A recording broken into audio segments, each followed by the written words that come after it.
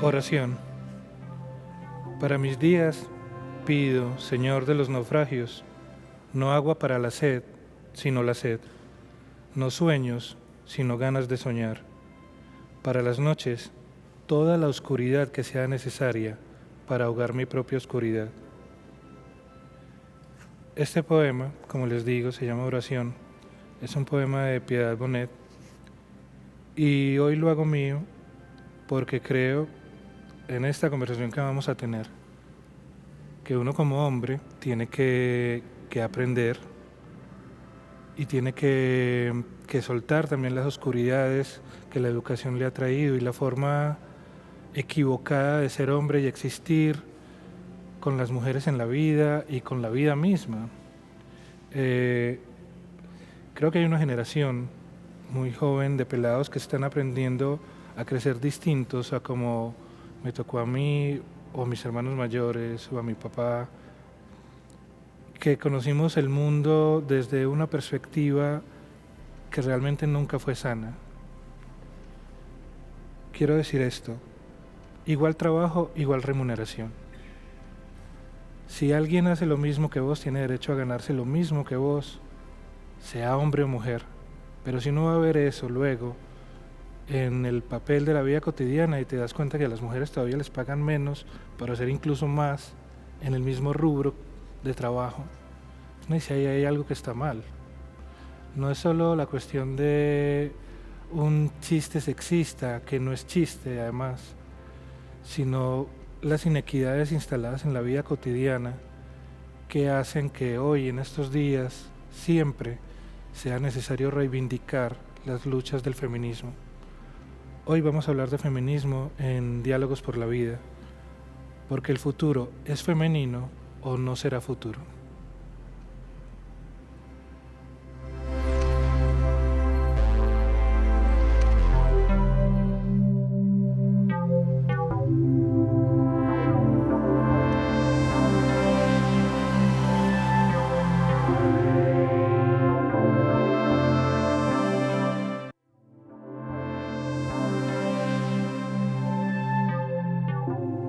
Y para esta conversación, como no podría ser distinto, están con nosotros tres mujeres. Mónica Picón, que es entrenadora de halterofilia, es decir, levantamiento de pesas, que es activista porque lleva su convicción a lo cotidiano con los hombres que entrena, de eso vamos a hablar ahorita. Está Piedad Toro, que ha estado al frente de la Corporación Primavera, pero no solo eso, sino que también es profesora en la Universidad de Antioquia, de distintas carreras todas de ciencias sociales, donde este tema es el tema del que tratan sus clases. Y está también con nosotros Jenny Giraldo, que uno dice, sí, está en confiar, pero es que eso es lo de menos. Pues, es decir, eso es muy bueno porque le paga las cuentas, pero a Jenny uno la conoce desde pequeñita reivindicando una cosa u otra o esta misma. Hay algo, por ejemplo, que me llama mucho la atención de Jenny y que lo tuvo como bandera y lo tiene como bandera y que ha logrado un efecto muy fuerte y es el no sin mujeres. Esos encuentros donde se reúnen 7 corbatas y uno dice, pero ¿y qué? ¿Dónde? Y entonces uno empieza a poner Twitter y ahí está Jenny diciendo, hey, sin mujeres no, no sin mujeres. No. Y soy testigo y he sido partícipe de eventos de ese tipo que después de que ella señala, cacarea, dice, grita, efectivamente ese espacio empiezan a ocupar las mujeres. Hay muchas veces que hay una excusa, es que no es que no conocemos ninguna que sepa de eso. El problema no es que usted no conozca, es que tiene que buscar. Empecemos por ahí, Jenny. Para vos, ¿qué es el feminismo? Bueno, Juan, muchas gracias por esta invitación a conversar con estas dos mujeres también tan admirables. Me siento muy honrada de compartir esta sala hoy con ellas y quiero además hacerte una claridad y es que confiar no solamente paga mis cuentas. Yo dirijo un programa que se llama Mujeres Confiar. Mi cargo en Confiar es directora de género. Es un cargo nuevo, recién creado y creo que es la primera cooperativa en este país, no sé si en otros lugares de Latinoamérica, que se ha ocupado del tema de las mujeres, que se ha ocupado de la economía de las mujeres y que además ha intentado hacer... Y que promueves vos una agenda completa Exacto. de contenidos y de educación en torno a esto. Entonces lo aclaro en justicia con esa Sí, yo lo decía cooperativa a la como que un chiste, pues, pertenezco. y muchas saludes a todos en Pero- Confiar, que los quiero mucho.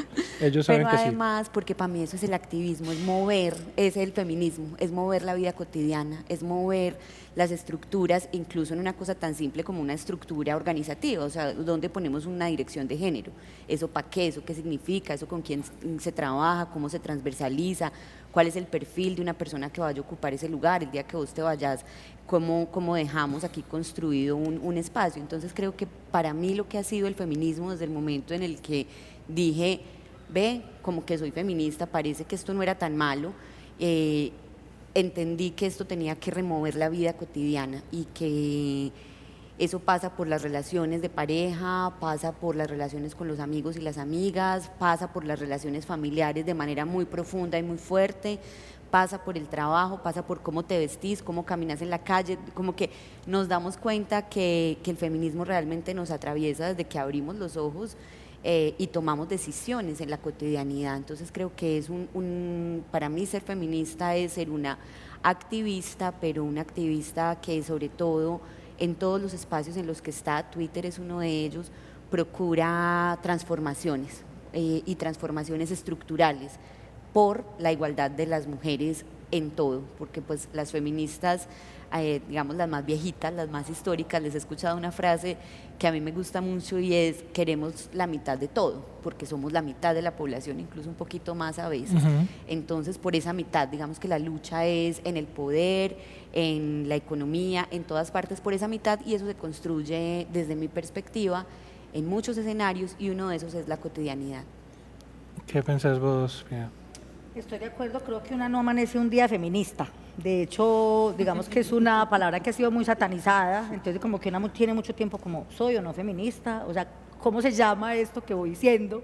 ¿Cierto? Pero sobre todo, digamos que creo que el feminismo parte como del cuestionamiento, o sea, el día que vos haces conciencia y decís, ¿verdad que a las mujeres nos pasa? O sea, como que yo no había hecho conciencia de que a las mujeres nos pagan menos, nos recargan todo el asunto del cuidado, tenemos menos representación política. Entonces hay un momento como que donde vos te vas dando cuenta como de a poquitos, y entonces vos, no es justo esto, no es justo esto, no me parece, tenemos que movilizarnos, y cuando una menos piensa, es feminista. O sea, como que ya uno dice, cuando ya lee y entiende la teoría del feminismo, y dice, eso es lo que nosotros hemos venido haciendo. Creo que primero lo vivimos, primero nos cuestionamos, lo reafirmamos, y creo que ya después lo estudiamos, digamos, y lo nombramos como desde otro lugar, pero en principio... En tu caso, ¿cuándo tuviste como una toma de conciencia? ¿Cuándo te diste cuenta que efectivamente lo eras? Yo, digamos que mi proceso formativo siempre fue en Primavera, y Primavera es una institución fundada por monjas, entonces digamos que yo por mucho tiempo, un poco como mi línea de formación era como el servicio a los otros, a las otras, el asunto un poco como de ayudar, y digamos que el feminismo no aparecía ni por las curvas, y fue en relación con otras organizaciones que yo iba a escribir relación entre las organizaciones, y yo empezaba a escuchar tal organización que hablaba de feminismo, yo, pero ¿qué será eso? ¿Pero qué será eso? Y veía que mucho de lo que nosotras hacíamos en la corporación era por los derechos de feminista, las era mujeres. profundamente feminista. De hecho, lo que las monjas hacían de trabajar con mujeres en ejercicio de prostitución, que además han sido satanizadas, incluido en algunos feminismos, pues era súper feminista y súper revolucionario, pero justamente porque es una palabra que a la gente le da como miedito, pues las monjas nunca se nombraron feministas. Es decir, yo me nombré por referencia, digamos, de otras compañeras que ya, digamos, lo nombraban así, pero era una práctica que realmente ya teníamos. ¿Y vos, Mónica? Bueno, para mí el feminismo es la lucha diaria. Son las pequeñas revoluciones que cada mujer se va dando cuenta en la vida diaria y empieza a decir, quiero salir a trabajar, ¿sí? Quiero ganarme lo mismo, quiero que me traten en igualdad, quiero en algún momento votar, ponerme pantalón. Entonces ha sido como una lucha diaria de las pequeñas cosas en las que vamos haciendo conciencia día a día, que no nos va apareciendo, donde vamos, digamos, reclamando un poco privilegios que no se nos habían dado, ¿sí? Entonces para mí el feminismo es ese estar y ese habitar la vida diariamente. No es solamente un asunto de mujeres y entre mujeres. Es una postura, una proposición que tiene que ver también con cambios profundos en los hombres. Quisiera que de eso habláramos en un momentito. Aquí Carmen, que es la que manda aquí, me está diciendo que tenemos que ir a comerciales. Vamos a venir en un momentito y quisiera que habláramos de eso. ¿Cómo relacionan ustedes esto con los hombres de su vida, con los hombres con los que se relacionan en lo cotidiano y cómo se está recibiendo este mensaje también? Ya volvemos en un momentito. Estos son Diálogos por la Vida. Saludos a doña Amparo, que es mi mamá.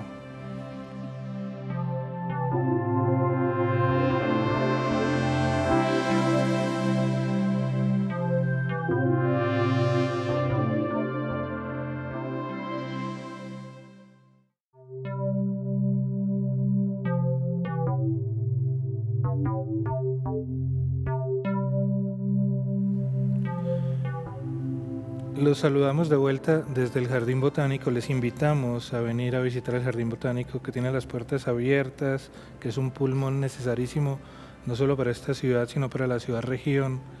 Hay cosas que pasan alrededor del jardín, no le tenga miedo. Venga, que la vida se sigue viviendo y afortunadamente hace días que ya no estamos en confinamiento. Mónica, cuando hablan de deporte y la mujer en el deporte, la gente todavía se extraña ver, por ejemplo, una mujer árbitro o una mujer entrenando hombres. Como que las mujeres tendrían que estar con mujeres y los hombres con hombres, como si estuviéramos todavía en un colegio de los viejos. Les decía en el segmento anterior que me gustaría que habláramos de esa relación con esa postura feminista en los entornos masculinos, que también es una manera de hacer pedagogía hasta con el ejemplo, más allá del discurso. Hablemos de lo que vos haces a través del boxeo. Boxeo Bueno, no, halterofilia, levantamiento de pesas. Ya le iba a poner yo guantes y todo. A usted con confiar, a usted el boxeo. No, ahorita me la va a tirar con algo con vos. Dale. Bueno, primero contarles que el deporte sí es muy binario. El deporte hay para mujeres y hay para hombres. Y es muy excluido mi comunidad, la comunidad LGTBIQ+, ¿cierto? Digamos que tenemos unas luchas ahí pendientes y fuertes, porque el voleibol también lo pueden jugar los varones, lo pueden jugar todas las mujeres no binarias, lesbianas, los hombres gay. El que quiera hacer voleibol lo puede hacer. Las chicas que quieran levantar pesas no tienen ningún impedimento, ¿sí? Pero digamos que históricamente se ha hecho así, que los deportes de fuerza, los deportes de combate, los deportes mal llamados rudos, entonces son para varones, y los deportes más artísticos, más delicados, son para las mujeres. Está mal visto ver un hombre en porrismo, en gimnasia artística, ¿sí? Nada tiene que ver el deporte, la manifestación del cuerpo en el deporte nada tiene que ver con el binarismo. Cualquier persona lo puede hacer, con las cosas que traiga en su vida, en su historia, ¿sí? Entonces, como primero aclarar eso. ¿Y cómo es mi relación con los hombres en el deporte? Normal, pues cuando una se para al frente del grupo, de los atletas, de sus pares entrenadores, empezamos por mi postura en igualdad, ¿sí? Y mi postura a la hora de competir es en igualdad. Ya la postura que ellos tomen es su problema, ¿sí? Yo ahí vine a lo que vine, no estoy menos ni más que ninguno, que ninguna, entonces mi postura es completamente neutra. Soy una mujer lesbiana, feminista, con 2 hijos varones y a cargo de 20 hombres de levantamiento de pesas, un deporte para hombres. También hay un equipo, femenino, que en el momento no Hasta hace 2 años lo entrené, pero en el momento estoy con este maravilloso equipo de varones. Y mi relación con mis hijos es absolutamente, digamos que un poco atravesada por no caer o por quitarles más bien el privilegio que el patriarcado les ha regalado, ¿sí? O sea, que ellos lo entiendan como que si las mamás no se pueden quitar la camisa, ellos tampoco. Ajá. Que orinar en un árbol no tienen por qué hacerlo. Que ponerse el pantalón rosa de maripositas para dormir que le regaló su prima está bien, y eso no lo hace ni más ni menos, ni tiene que definirse varón o hembra o mujer o hombre en este momento. Ellos irán construyendo su género, ¿cierto? Que si quiere, yo qué sé, un cuento de las princesas, o disfrazarse hoy de la princesa Sofía, me salió uno así, se disfraza de la princesa Sofía y ya. No es un cuento en mi casa, es completamente natural ese equilibrio frente al femenino y el masculino. Y en el gimnasio, digamos que ha sido una lucha un poquito más fuerte, más acérrima, más con temperamento, que no me falta, porque son atletas, son personas que vienen ya con una crianza, que vienen ya con unos códigos sociales instaurados ahí en el cerebro, y que son políticamente correctos, y que entran al gimnasio y de malas. Pues aquí no te quitas la camisa. Y si una de las chicas anda en top, tú no tienes que estar ni haciendo comentarios ni mirando de más, ellas no lo hacen contigo, ¿tú por qué lo vas a hacer, cierto?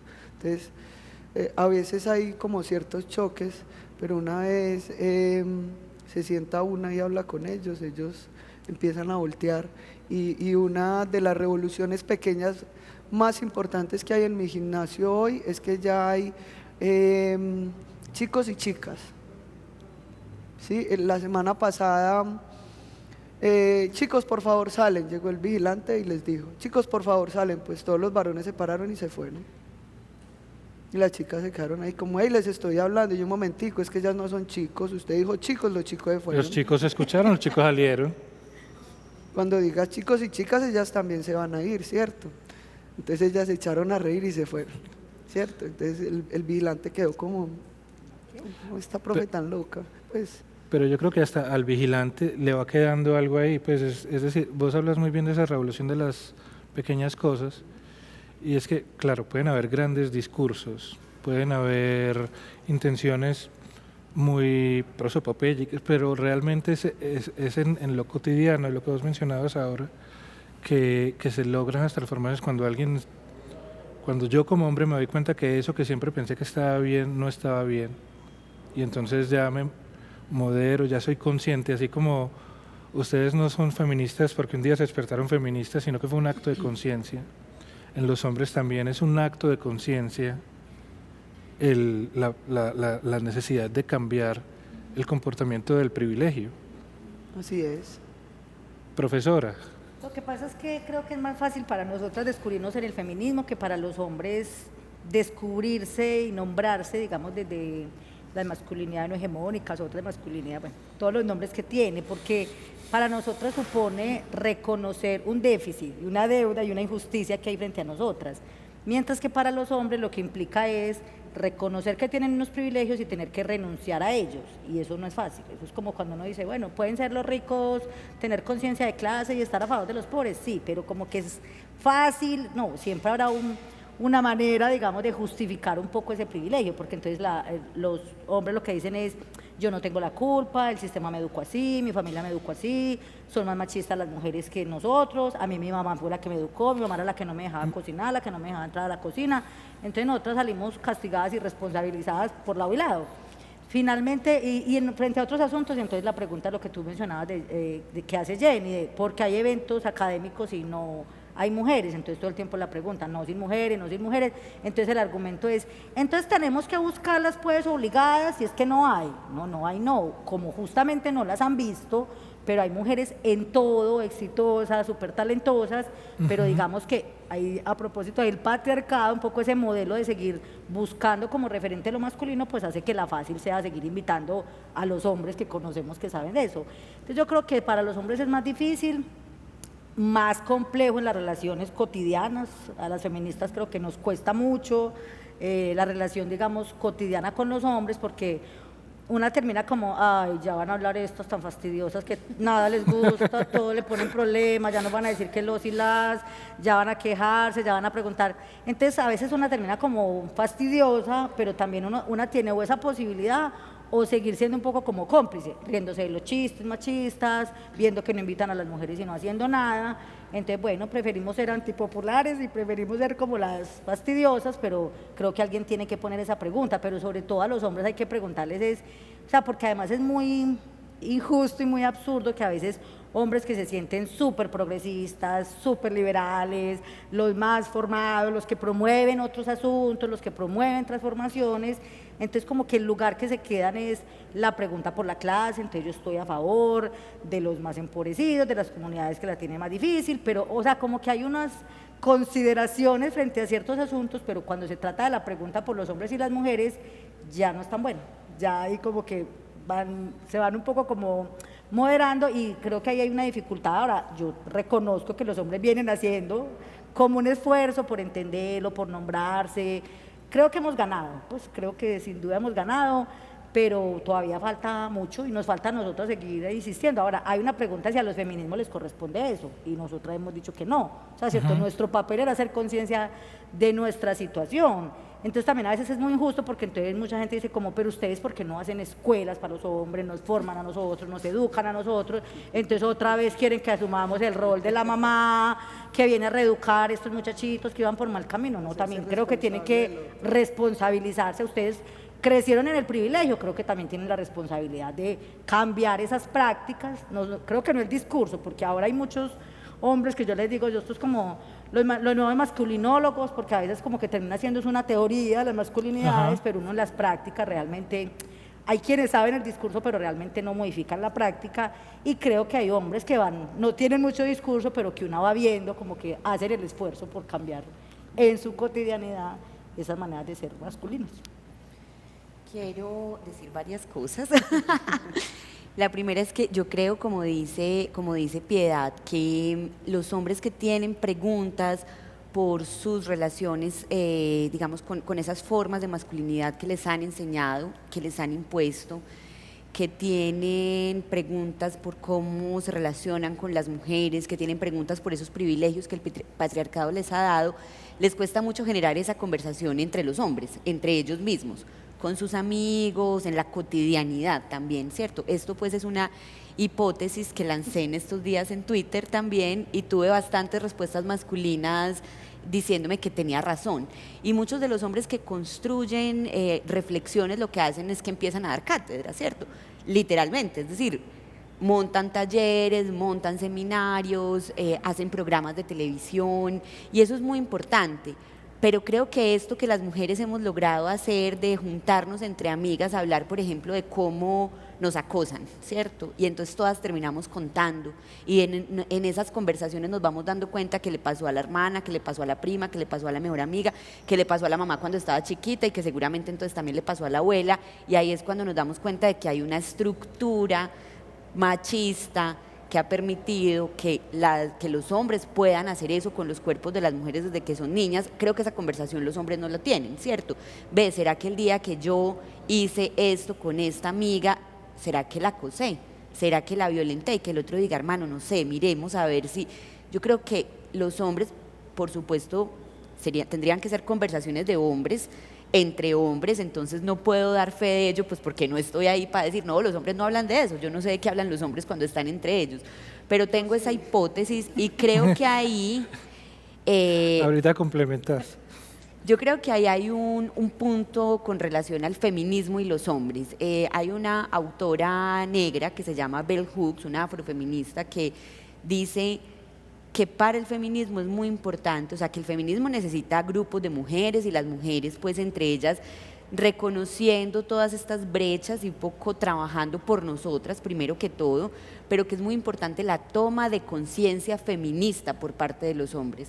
¿Y qué pasa muchas veces con los hombres? Que se saben 3 ideas feministas y salen a decir, ay, es que yo soy feminista, mírame que yo soy feminista. Yo soy aliade. Soy aliado o soy aliado, o entonces el aliado pues para más burlarse del lenguaje incluyente. Entonces yo creo que a mí me gusta mucho esa expresión de Bell Hooks, toma de conciencia feminista por parte de los hombres.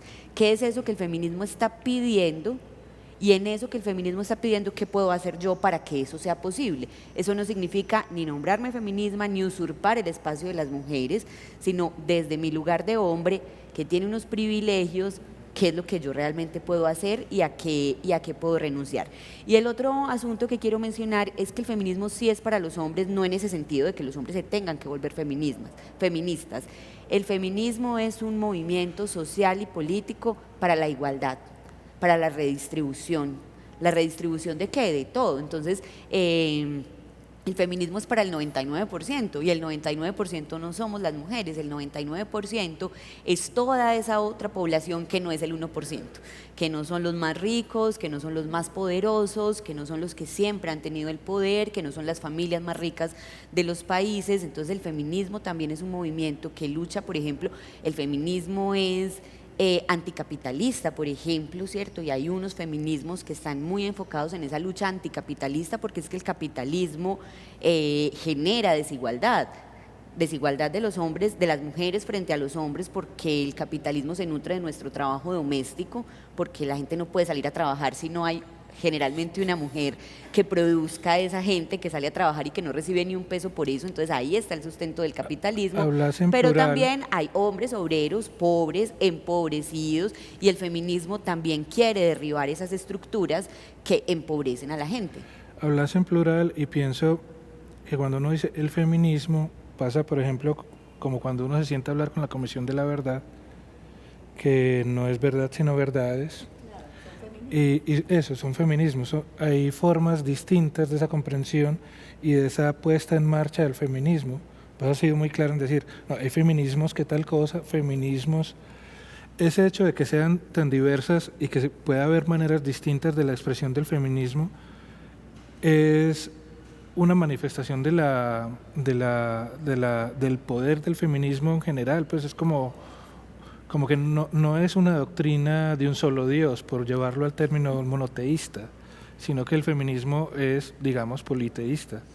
Hay formas y comprensiones distintas que no hacen más feminista o menos feminista, sino que simplemente son feminismos distintos. Pregunto. Claro, hay muchos feminismos y digamos que la diversidad de los feminismos, pues yo creo que tiene que ver con el poder, pero también con lecturas distintas que se hacen frente a la realidad. Por ejemplo, hay feminismos, lo que dice Jenny, hay feminismos que están en contra del capitalismo, ¿cierto? Pero no todos los feminismos, ¿cierto? Hay unas feministas que digamos que no se meten mucho en la discusión del modelo económico, sino como, bueno, por ahora la dificultad y el problema es la falta de poder o la desigualdad que hay entre hombres y mujeres. No nos metamos por allá en esos intríngules.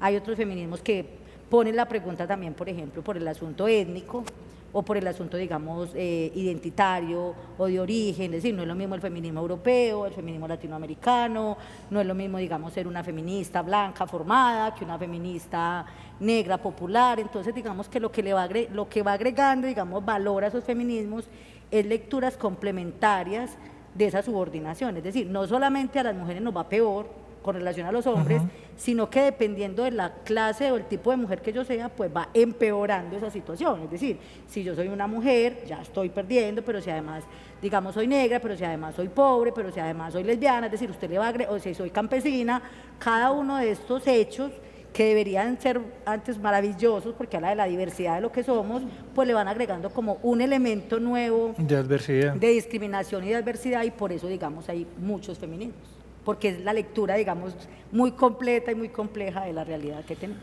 En ese momento, cuando se plantea la representatividad y las leyes empiezan a cambiar y dicen 50% y no sé qué, y uno dice, hombre, están haciendo esto por convencimiento o por la presión, pero uno va a leer y ve todavía, creo que a hoy, estamos en septiembre, Hay una precandidata presidencial en Colombia, que es Francia Márquez, de resto son hombres. Toman la foto en el periódico, pero ella no sale, solo se ven los 7, 9, 15 hombres que salgan. Y la promesa de cualquiera de ellos es, voy a tener una vicepresidenta. Pues como el lugar que le va a dar, sí, como le va a poner ese cargo, que además es un cargo que ni siquiera a hoy está determinado cuáles son sus funciones. Entonces puede terminar siendo canciller o ministra o nada, pero le doy ese cargo. Hablemos de esa representatividad política y de la intención de representarse no solo a sí mismo, sino al colectivo, y de reivindicar ciertos derechos que uno tiene que mirar hacia atrás o hacia los lados. Y las conquistas sociales son esto, pues yo por más que diga o donde me ponga la vida, pues yo siempre voy a seguir siendo negro, aunque mi mamá es blanca y mi papá fue negro, pero por fuera siempre van a ver como negro, y siempre voy a relacionarme con historias que aprendí de pequeño de cómo se reivindicaron los derechos de los negros en Estados Unidos, que además son historias no de hace 200 años, sino de hace 30. Pues, y lo que pasó el mes pasado y lo que todavía sigue pasando con el racismo estructural, que también en el cual uno se mueve. Y uno dice, siempre tiene que haber alguien que diga, voy a ir a la política para que esto se mueva en distintas escalas. ¿Qué piensan, qué opinan, qué dicen ustedes? Mónica, ¿qué decís vos de eso? En el deporte pues ya se está apalancando, pero tiene que haber otros espacios, por ejemplo, en la dirección deportiva, que uno vea cuándo será que el COI en Colombia, al frente de eso está una mujer y no un político al que le están haciendo el favor porque se quedó sin puesto en el Banco Interamericano de Desarrollo. ¿Qué pensás vos de eso? Bueno, definitivamente las mujeres vamos ganando espacios, desafortunadamente muy lento, y muchas veces simplemente por cumplir como una cuota de género, ¿cierto? Pero esos espacios se van dando. En el deporte cada vez hay más atletas. Los pasados Juegos Olímpicos, el 49% de los participantes fueron mujeres, ¿cierto? Entonces ya se va viendo, ¿sí? En Juegos Olímpicos del 92 solamente fue el 1%, y no todos los países tenían una representación femenina. Entonces digamos que el asunto va creciendo. ¿Cuántas entrenadoras y cuántos entrenadores, por ejemplo? Bueno, ahí en Antioquia principalmente nos vamos quedando porque hace más o menos 5 o 6 años somos 22 mujeres, ¿sí?, de 159 entrenadores y entrenadoras de Antioquia. Sí, y digo que nos vamos quedando pues porque en algún momento se logró que fuéramos 22, antes no teníamos representaciones, pero se estancó y nos quedamos ahí en una foto en el tiempo en el que las mujeres entrenadoras, de hecho ya no somos 22 sino 21 porque una salió, entonces como que en vez de aumentar va mermando de a poco. ¿Y en salario digamos que se queda ahí, ¿cierto? Se queda ahí. ¿Y en salario eso cómo se refleja? Uno mira, por ejemplo, el mundo del deporte, y el mundo del deporte masculino maneja unas cifras, y a uno ni siquiera le cuentan del deporte femenino, como pues uno no tiene, me imagino yo, habla mi prejuicio, que la diferencia es tanta que como eso ni siquiera genera escándalo, no le hablan a uno cuánto gana la jugadora de fútbol brasilera, que pues al lado de lo que le van a pagar a Messi. Eso es una cosa así. O en deportes aquí más cerca también. Pues mira, el deporte tiene dos líneas, que es lo privado y lo público, ¿cierto? Digamos que hablando de Antioquia, en lo público las entrenadoras y los entrenadores nos escalafonan igual. Entonces digamos que puede haber una igualdad desde el salario, la brecha salarial se puede acortar un poco, pero en los estares y en las tomas de decisiones no. Y en el día a día, digamos que hay muchas quejas de las entrenadoras frente a maltratos de los dirigentes, de los compañeros entrenadores, a veces de los mismos atletas. Simplemente, o sea, nos toca más duro ganarnos unos espacios de respeto y nos toca ser más fuerte que los varones y llegamos en menos tiempo, ¿sí? Pero en el deporte privado es otro cuento. O sea, podemos hablar que más o menos, pues porque no sé su cuenta ni su contrato, un entrenador de fútbol del Medellín, del Nacional, ¿cierto? Puede estarse ganando entre 100 y 110 millones mensuales. O sea, eso es una cosa exorbitante. Hombre, yo para qué estudié, yo porque no me quedé jugando deporte. Mi papá sí me dijo, pues, mi hijo, lo estamos hablando suyo. de los entrenadores, sí, pero si tú le preguntas a la entrenadora del Medellín, no recuerdo el nombre en este momento, es una mujer brillante, como 10 millones de pesos. Pues, o sea, es una cosa... La desproporción es absurda. Y si vamos, por ejemplo, al boxeo profesional, ¿sí? Los hombres se pueden estar ganando por pelea 200, 300 millones de pesos, las mujeres no, las mujeres 10, 20, ¿sí? Y salen igual de destruidas que ellos. Entonces, digamos que en el deporte privado, que son las grandes empresas privadas quienes patrocinan eso, además Circo para el Pueblo, o sea, el deporte privado es Circo para el Pueblo. Claro que además es el que está en todos los medios de comunicación, que Claro es el con el que lo van sí. sedando a uno. Claro que sí, o sea, nadie ve jugar a la selección Antioquia de fútbol, pero sí ven jugar al Junior, sí ven jugar a los clubes que son lo privado. La selección Antioquia es lo público, no es Circo para el Pueblo. Entonces el deporte privado es eso. Entonces la plata ahí es exorbitante, ahí se ve una inequidad salarial desde todos los campos, ¿sí? Y digamos que ahorita en el deporte las mujeres dirigentes sí van cogiendo un poquito más de fuerza, ¿sí? Ya hay como 5 ligas con presidenta de liga, ¿cierto? Y va cogiendo fuerza el asunto, sí, pero son 5 ligas, pero son 46 ligas. Entonces vamos, digamos que poco a poco ganando espacios, pero muy lento. Muy lento, porque es que además la mayoría de mujeres que llegamos allí empieza a incomodar porque no estamos de acuerdo con ciertos manejos que se da dentro de lo administrativo. Claro, ser mujer incomoda en muchos espacios. Aquí no, aquí estamos muy agradecidos de tenerlas entre nosotros y ya volvemos en un momentito. Estos son Diálogos por la Vida, son posibles gracias a la Secretaría de Participación y Cultura Ciudadana de la Gobernación de Antioquia. Volvemos en 2 minutitos.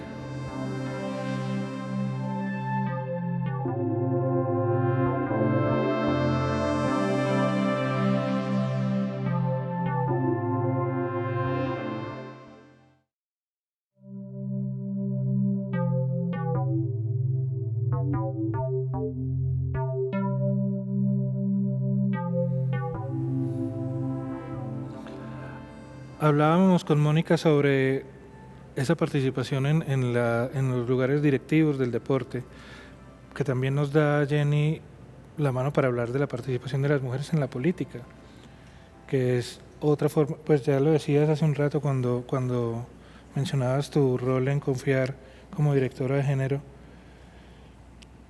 que no debería ser una excepción. Confiar es una gran excepción en muchos sentidos, y lo hemos hablado incluso aquí mismo en este programa y lo hemos aplaudido, pero debería ser incluso una posibilidad cada vez más recurrente en muchos tipos de organizaciones, y en lo político también debería dejar de ser una ave rara la participación de la mujer, o que te digan vamos a proponer una lista cerrada, un hombre, una mujer, un hombre, una mujer, como yo creo que todavía hay un asunto como muy estético más que ético en eso. No sé si me equivoco, ¿vos qué pensás? Bueno, yo creo que hablar de la participación política de las mujeres es el tema, como para que haga otro programa extra no más sobre ese, porque hay muchas dimensiones ahí. Entonces creo que lo primero es hablar de la participación efectiva de las mujeres, ¿cierto? Ese es como un primer asunto, que las mujeres estemos. Acuérdense que al principio del programa dije la mitad de todo. Entonces la mitad de todo es la mitad del poder. Si tenemos consejos municipales de 22 curules, 11 deberían ser de mujeres. Si tenemos asambleas departamentales de 18 curules, deberíamos tener ahí 9 mujeres y así. Y eso pues no pasa, o sea, la representación hoy en el Congreso de la República es aproximadamente del 19%, como 18% en el Senado y un poquitico más en la Cámara o viceversa, pero es muy precaria. Y en todos los escenarios, incluso en los cooperativos, que hay pues el proceso de elecciones, ahí nosotras en Confiar también hacemos, pues tenemos una ley de cuotas y generamos algunos mecanismos, porque si uno va a ver cómo están compuestas las asambleas o los consejos de las cooperativas, pues también 20% de mujeres, 30%, 17%. Entonces, que haya mujeres es un primer paso. No importa el partido, no importa lo que representen. Hay una cosa muy charra y es que siempre que uno dice mujeres en el poder, dicen, ay, ¿para qué? Para que nos salga una como fulana o perana, que es súper facha, que es súper goda, pero nunca dicen, ay, ¿para qué vamos a elegir hombres? Para que nos salga uno como este. Y ahí sí tendrían un montón de ejemplos mucho más generosos que si fuéramos a hablar de las mujeres, pero eso sí no lo cuestionan, ¿cierto? En cambio, mujeres tienen el ejemplo perfecto, así sean 2 en el país, o 4, para decir. Entonces, bueno, ese es como un primer asunto. Un segundo asunto ya tiene que ver con la representación y la representatividad de ciertos grupos, sectores e intereses.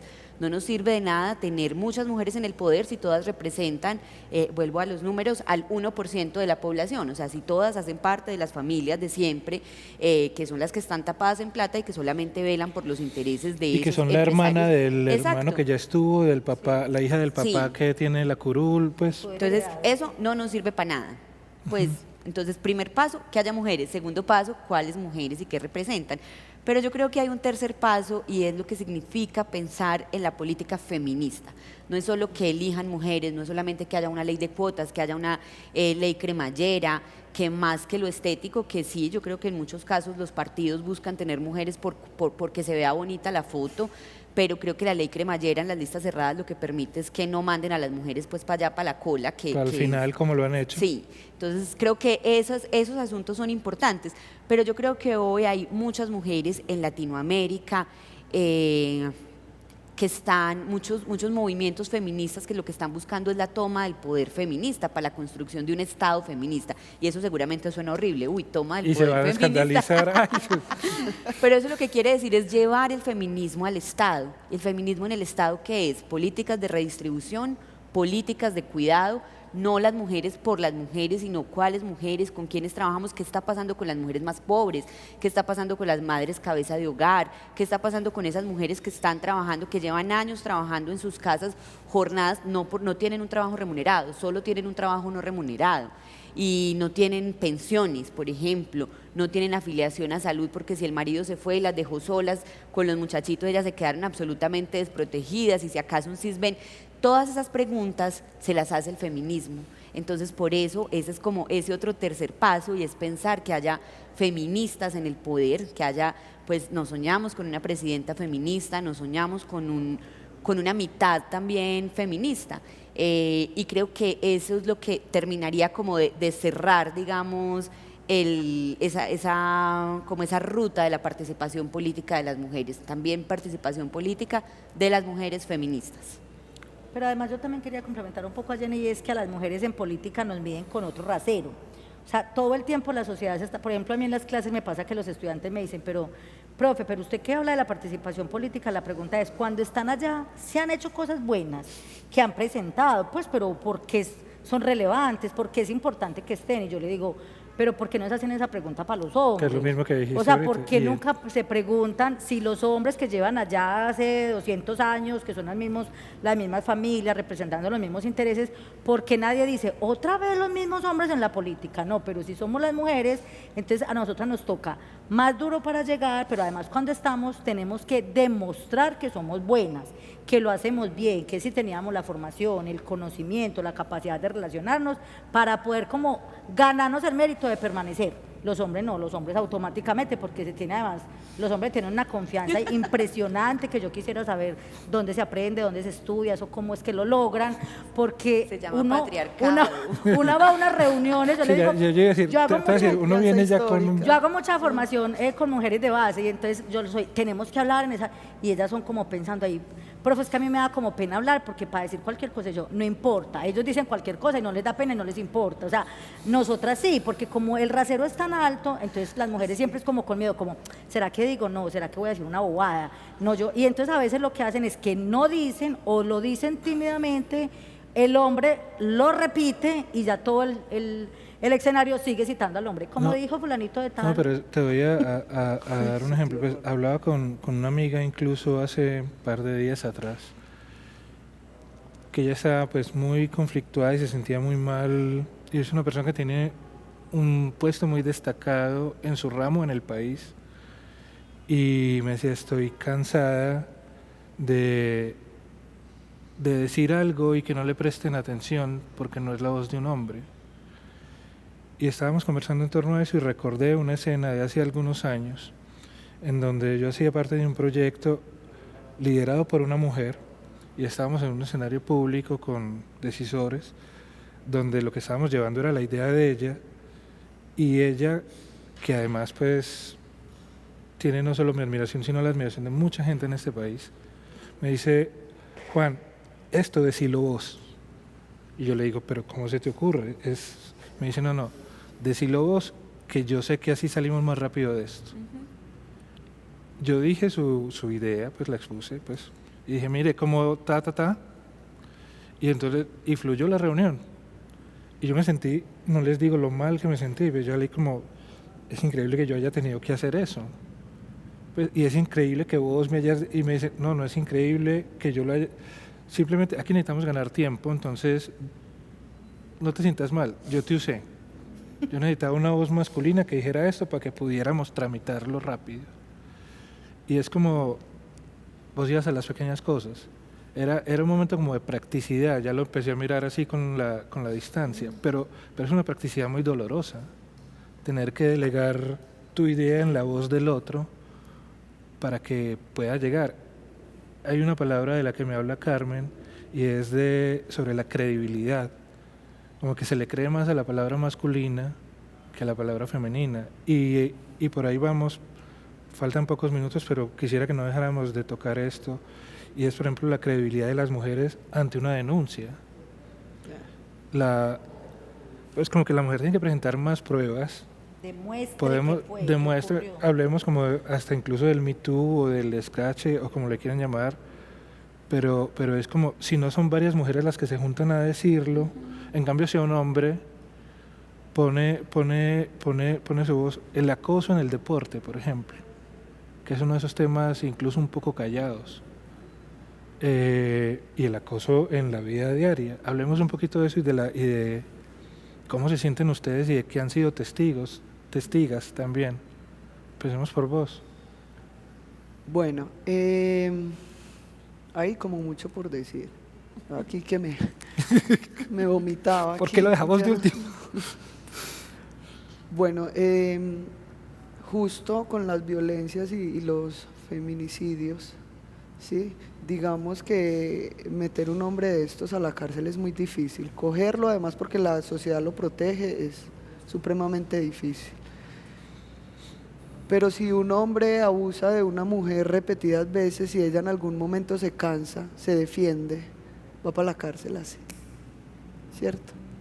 He escuchado muchas compas, abogadas decirlo y a mí eso me duele mucho porque si hablamos de la palabra y de la credibilidad de las mujeres, simplemente es histérica porque no tiene ganas de tener sexo con el compañero, pero como ella es su mujer, tiene que querer, ¿cierto? Es su obligación. Entonces la viola, y eso no es violación, ¿sí? Eso es su deber, ¿sí?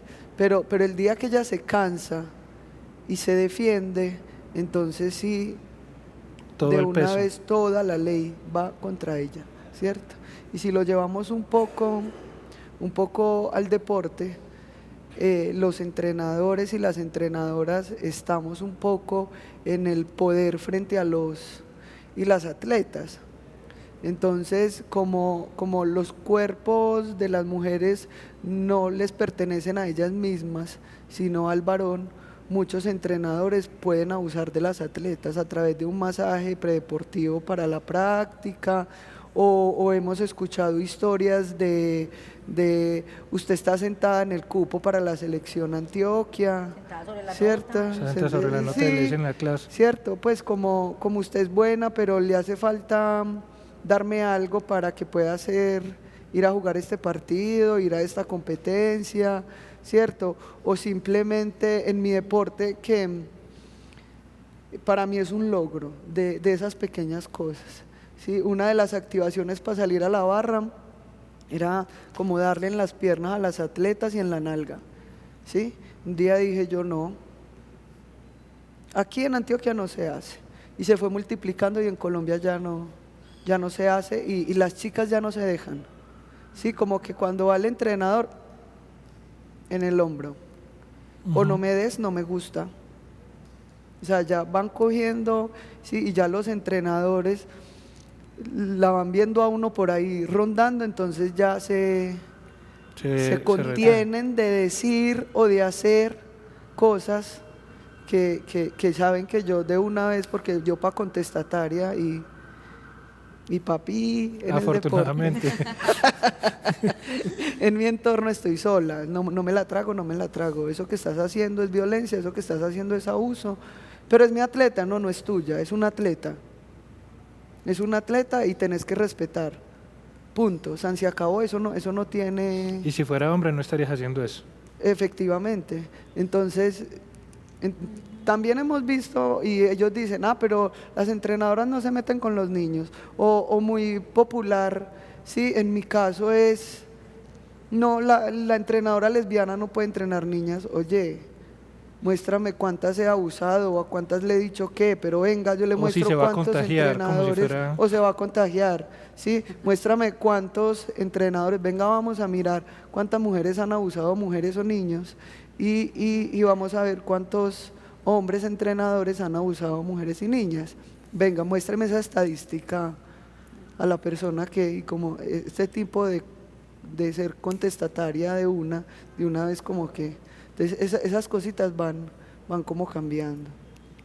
Juan, yo quisiera decir algo súper breve, y es que un día pensaba que a las mujeres con el sistema de justicia que tenemos nos tocaría mantenernos con consentimientos informados en el bolso para poder decirle al sujeto en cuestión, ven y fírmame esto que yo voy a grabar por si me haces algo, para poder tener una prueba que pueda usar, porque tenemos un sistema de justicia, y creo que esa es hoy una de las luchas y de los enfoques que tienen grupos feministas, y es la transformación de un modelo de justicia patriarcal que no nos permite demostrar fácilmente, o que nos exige demostrar cosas que son muy difíciles de demostrar. Esto pasa, y pasa todos los días, y parte de la toma conciencia feminista de los hombres tendría que ser, ¿qué es eso que yo hago, que es abuso, que es acoso, que no me había dado cuenta, pero que a partir de hoy tengo que empezar a darme cuenta y tengo que transformar? Y que la carga probatoria no tiene que estar del lado de la víctima. También menos solidaridad entre ellos, porque hay una discusión con ellos como, para eso está la justicia, no está bien el escrache, para eso está la justicia. ¿Por qué no ha sí, pero es que si en la justicia le fue bien, tanto? pero si es que en la justicia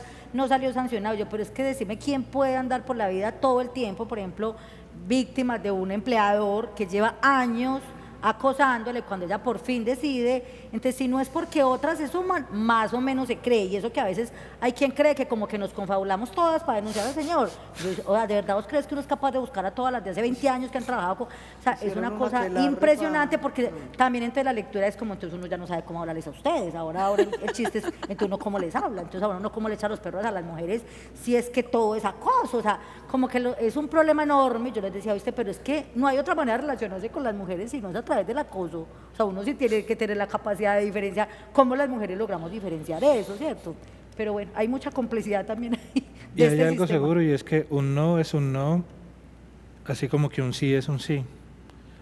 La llegada cada vez más irrefutable del feminismo entre nosotros y entre nosotras y nosotres. Yo voy a tratar de aprender a hablar con todo lo que debe ser. Lo que pasa es que en eso sí estoy quedado, y es una tarea pendiente. Pero pero es que esto es como el calentamiento global, que hablamos en otro programa. Esto ya no se detiene, muchachos y muchachas que están viendo este programa hoy, estos diálogos por la vida. Cuando uno dice que el futuro es femenino o no será futuro, también está diciendo que es que el presente reclama escuchar la voz de las feministas, y no solo escucharla, sino obrar y actuar en consecuencia. Muchas gracias a ustedes tres. Realmente sí, como vos decís, hay temas aquí que podrían ser, este último, un programa entero, el de la política, otro programa entero. Es probable que nos volvamos a encontrar, ojalá, y nos tomemos el café. A ustedes muchas gracias por acompañarnos. Estos diálogos por la vida los estamos originando por estos días desde el Jardín Botánico, y queremos invitarlos a que lo visiten, a que lo recorran y a que lo respiren. Antioquia se toma la palabra para decirles esto también. No hay violencia buena ni violencia mala, toda la violencia es mala. La única forma de salir de las violencias, de las cotidianas, de las políticas, de las más duras, de las más leves, pero que violencias son, es dialogando. Los invitamos a conversar en 8 días más.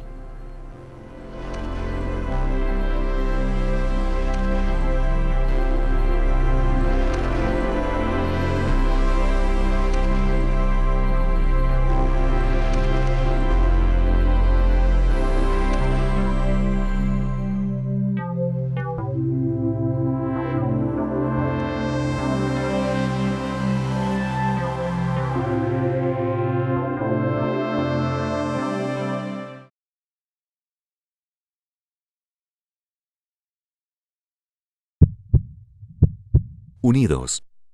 Gobernación de Antioquia.